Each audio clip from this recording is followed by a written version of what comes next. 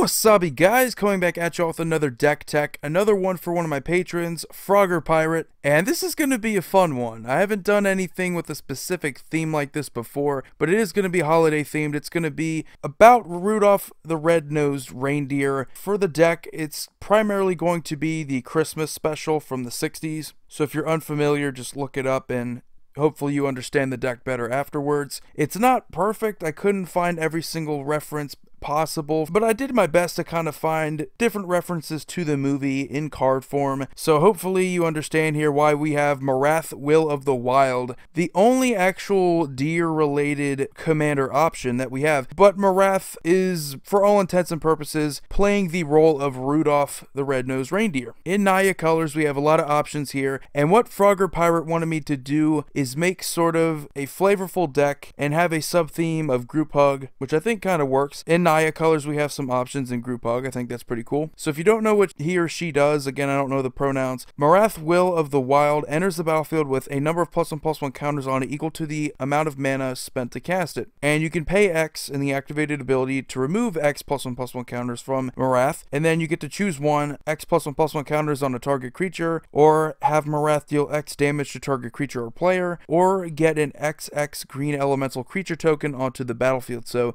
you have three different options there. Unfortunately, the deck isn't built around synergizing with Marath's abilities. It's more or less just to have fun, because this isn't a competitive deck, guys. Just going to warn you there. It's all about flavor. It's all about just the holiday theme. So before we get onto the actual deck, I must confess here, the land base, one of the requests from Frogger Pirate was that I use snow lands just for flavor purposes, so we don't really have any non-basics. If you want to improve it, you could obviously throw in your command towers, exotic orchards, stuff like that, where you get as much mana fixing as possible, but for flavor it makes perfect sense. All you're going to be looking at are these awesome, these beautiful looking snow lands, and that was a big deal of what the story was. You had Rudolph and the misfit elf that wanted to be a dentist just wandering through the snowstorm, and you know, he had all these different places they were going, and you know, it's just snow everywhere, so it makes sense. Now we move on to the artifacts here. We have Sensei's Divining Top. Now, I don't know if this is a nod to Hanukkah or just, hey, it's like a spinning top that kids would sometimes play with. For the purpose in this deck, it's just another toy, but it's also a good card in Commander. It allows you to look at the top cards of your deck. If you don't like them, put them back in a different order. Pretty good, and you can always put it on the top, swap it with the top card of your library. You get to draw that card. It's pretty cool. Soul Ring, staple. Not flavorful, but it's just in the deck because it kind of has to be. Howling Mind, it kind of goes with the whole group hug theme, and I believe the guy, the prospector, the guy that was obsessed with silver and gold, and I think it kind of goes with that theme a little bit because he's a prospector. I don't know if he's working in any mines or anything like that, so it could kind of be flavorful. Boris Signet, Gruul Signet, and Celestia Signet, not really flavorful, but again, it's mana fixing, it's important. Commander Sphere, same thing, just gets us our colors when we need it, and can sack itself to draw a card. Horn of Greed kind of plays in with the theme of the holiday season. People can get kind of greedy and forget the real meaning, which is honestly just fellowship and being nice to one another. So kind of plays in with the whole Christmas theme. Temple Bell, not really gonna fit in with any theme. I guess you could say Christmas bells or hearing the sleigh bells or something. I don't know. But again, it's just for the group hug strategy. Smugglers Copter. Now this is funny because I couldn't find any of those like propeller planes or any sort of train vehicle. I mean, you have Ardura Express or something that's supposed to be like a train, but it's not good in Commander. This is the best vehicle that you could possibly put in a Commander deck that actually goes along with some of the theme with the toys, the misfit toys. A lot of them were like these little vehicles, these little cars and stuff like that. So Smuggler's Copter kind of fits in with that theme of the misfit toys, or just toys in general, because hey, there's a lot of remote controlled helicopters that kids like to play with, and you know, that's pretty cool. And then we move on to the creatures, which, believe it or not, there's a lot of flavor in our creature department. We have a lot of elves because there was a lot of elves in the Christmas special. So you had the dentist elf and you had the head elf and dancing elves, and they were just making toys and stuff. So if we don't have elves in here, it's gonna kind of go against the whole flavor of the deck. So we start off here with Arbor Elf. Gonna untap a forest. We only play the snow covered forest, so usually we're gonna have the forest if we're able to play it anyway. Bloom Tender is gonna get us a lot of different mana. Kind of helps if we can tap for all three of the mana that we need. Then we have Druid of the Anima. Also nice that it can tap for 3 different colors that we need. Pretty good. Again, a lot of elves are just in here for mana purposes. Also just in here for good utility purposes as well. They're not just elf tribal. And then we have Gaius Herald. Creature spells cannot be countered, so kind of good in group hug. Our opponent's creature spells cannot be countered, but most importantly, ours cannot be countered. We have some pretty decent ones in here. It's not going to be over the top or oppressive like that, but we do have some awesome creature options. Then we have Dawn Treader Elk. Now, unfortunately, there isn't any deer type. Morath is an elemental beast, not really an elk. Elk is the closest we're going to get to deer or reindeer. Just going to let you guys know that ahead of time. We do have a deer type in Unstable, but none of the uncards are in this deck. This is going to be a 100% legal deck even after the whole ban list continues in January. So I just want to let you guys know that ahead of time. So if you see a bunch of elk in here, just know it's in reference to the reindeer. Dawn Treader Elk can sacrifice itself. You have to pay the green mana, so it's a bit worse than Sakura Tribe Elder. However, for flavor purposes, it's a deer. Then Golden Hind, same exact thing, not particularly good in Commander, but it's a 2-mana deer that can tap for green mana. Then we have Quasali Pridemate, another creature type we want to focus on here is the cat type because of the, I forget the guy's name. I forget a lot of their names, but there's like a flying lion, and I mean, there's a lot of cats in here. Unfortunately, there isn't a lot of representation for a lot of the characters in the story. Even down to Santa Claus, I had difficulty finding a guy that looked like him enough. But yeah, you're going to see some cats in here, and if you're wondering why, it's because of the flying lion guy who is the king or the ruler of the Island of Misfit Toys. And then we have Toy Maker. Pretty self-explanatory. Elves are toy makers.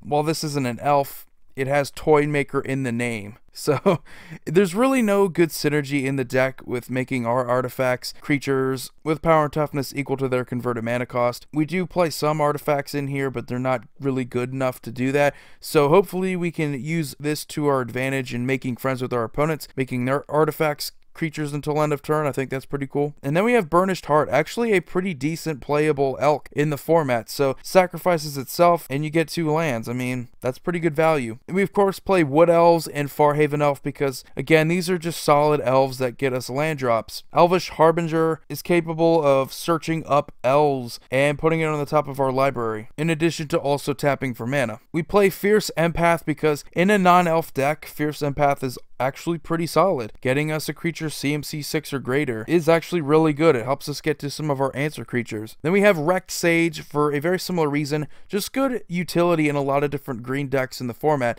not just elf decks, but it's going to serve that purpose of falling in line with the elf theme that we have in the deck. Then we have Pride Sovereign. Now this guy looks a lot like what we want. We have the cats. I forget his name, but he's like a king of something. I forget. It's hilarious. I like the theme. I like finding these cards that just kind of have the characters that look like each other. That's pretty awesome.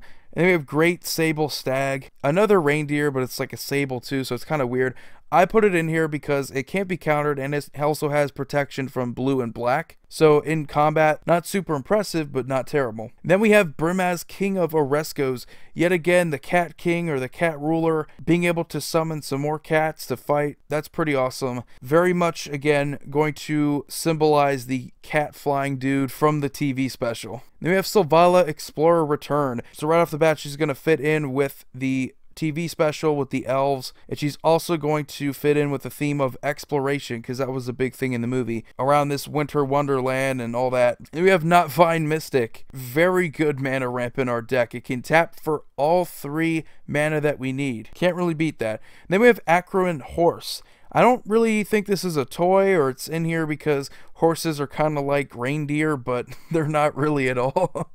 But if you think about like Misfit Toys, I guess this could kind of fit in with it, but it's also going to fit in with the theme of Group Hug, which I think is pretty good. And then we have the card that kind of reminded me of Santa Claus, and that is Soldevi Simulacrum. Has a cumulative upkeep of 1, so it's not going to stay out there for too long, but you can pump them up there. So I guess this can kind of fit in with the theme. I mean, Santa Claus is usually just around for 1 day and 1 night, and they're just gone for the rest of the year off somewhere else. So I guess this could kind of fit in with the theme. I mean, he's going to be there until you can't pay the cumulative upkeep, so I don't know. Then we have Solemn Simulacrum, kind of fitting in with the whole Misfit Toys theme. A lot of people call him Sad Robot because he's kind of looking like a sad robot. Might as well throw him in with the Misfits. Also pretty good at getting you mana ramp, and when he dies you draw a card. So pretty good all around in Commander. And then we have Argothian Elder. We could tap it to untap 2 target lands. Very similar to Arbor Elf, but a little bit better because it's just 2 target lands, it's not forest. So we can untap our snow-covered mountains and plains. Then we have Elvish Piper.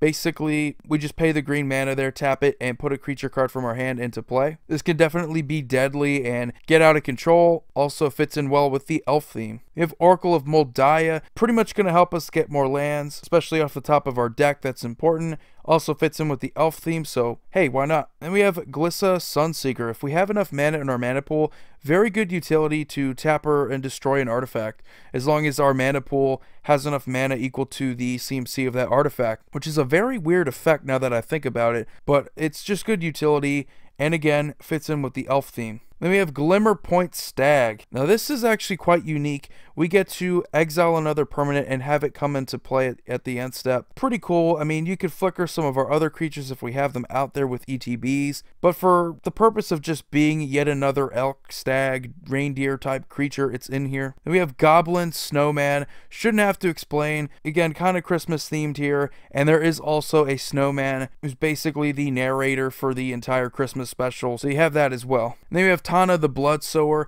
Kind of cool. We have a gruel colored elf in here, but it's going to get us some saprolings.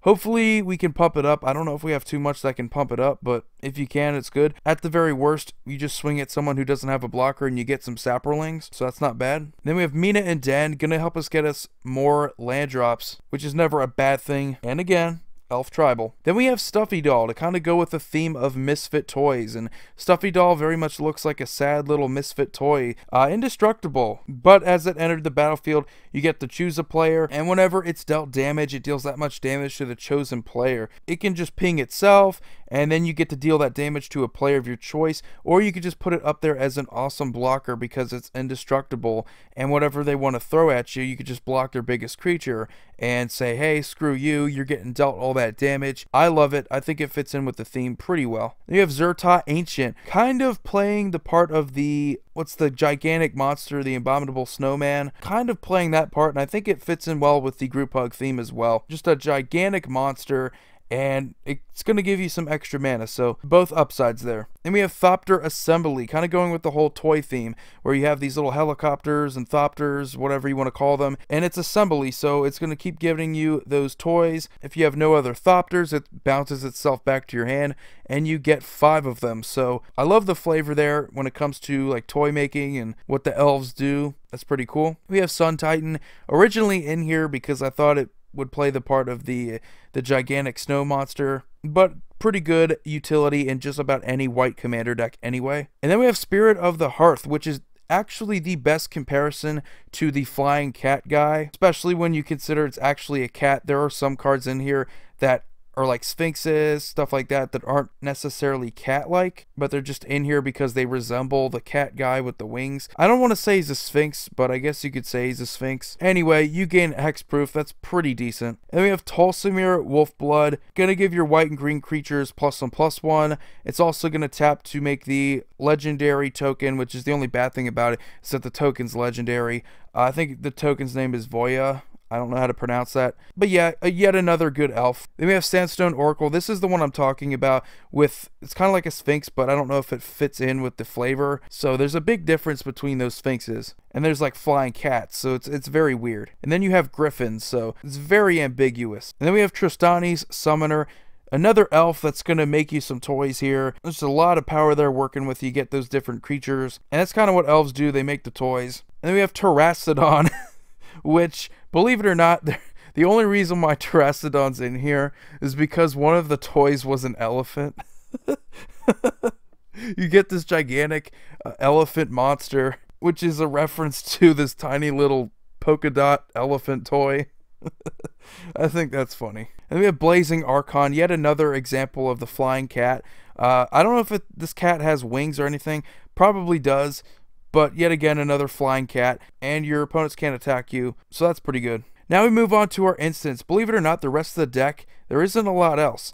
With instants, we only play Skred and Swords to Plowshares. Skred is specifically to synergize with all of our snow lands. If we didn't have all snow lands, we wouldn't even consider this card. But we can deal damage to a creature equal to the number of snow permanents we control. So in an ideal situation, if we have 10 of these, I mean, we can easily get rid of a creature. And then we have Swords to Plowshares because it's obvious removal in any white deck in the format. Sorceries are pretty cool. Collective Voyage. Starting with us, each player gets to pay any amount of mana, and we search our libraries for X basic lands.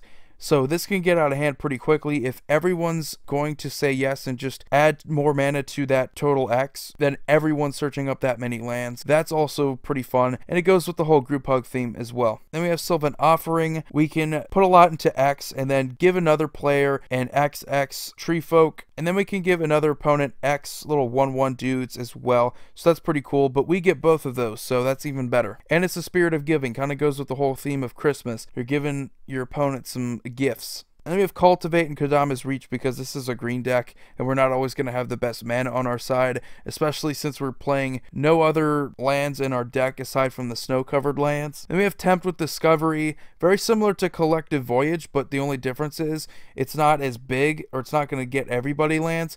If your opponents say yes to searching up a land from their deck, all that means is that you're getting another land search. So if they search one land, it's only going to benefit you even more. So each opponent that says yes and they're going to search up a land, you get to search up that many lands. So if you're playing a huge multiplayer game, yeah, your opponents are likely going to give you a lot of stuff. And then we have some pretty cool enchantments to kind of go with the theme. Curse of Opulence. Now, this is a new theme. Remember the prospector guy I talked about earlier, the guy that was obsessed with silver and gold? We have something that can give you gold tokens, which can be sacked to add any mana of any color to your mana pool. And if your opponent attacks the cursed player, you get a gold token and they get a gold token too. So that's pretty cool. Hoofprints of the Stag goes with the theme of the reindeer and reindeer or stags and stuff like that. If you have enough counters on it, your opponents haven't been attacking you. Hopefully they haven't because you're the group hug deck. You could pay mana and then get a 4/4 flying little elemental token. That's pretty cool. Then we have Ghostly Prison. I believe they were trapped in a cave or something in the story. I don't remember. So I'm guessing this is kind of like the Ghostly Prison for them. But otherwise, pretty good at deterring your opponents from attacking you. And then we have Rites of Flourishing. Again, just another good group hug strategy based card. It's going to give everyone extra land drops and extra card draw. And we have Rite of the Raging Storm because, as you know in the story, there was a huge snowstorm, and this is when they had the issues with the abominable snowman. Different kind of storm. That was a snowstorm. This is a lightning storm, but still, it's a storm. So it kind of fits. Gives everyone little 5/1 elemental with haste and trample on their upkeep. It sacrifices at the beginning of the next end step. So it encourages you to just kind of swing out at your opponents with those. So that's pretty cool. So anyway, guys, that's going to do it. Thanks again, Frogger Pirate, for giving me these awesome ideas. He also gave me other ideas as well. I believe one of which was Tassiger playing the role of Grinch and making a deck about stacks and stealing your opponent's stuff. And there was also a theme of Aloro playing as Ebenezer Scrooge with like a spirit tribal theme to it as well, because that's to go with the story. That's pretty cool. And if you guys are curious about my Patreon, the link will be in the description below.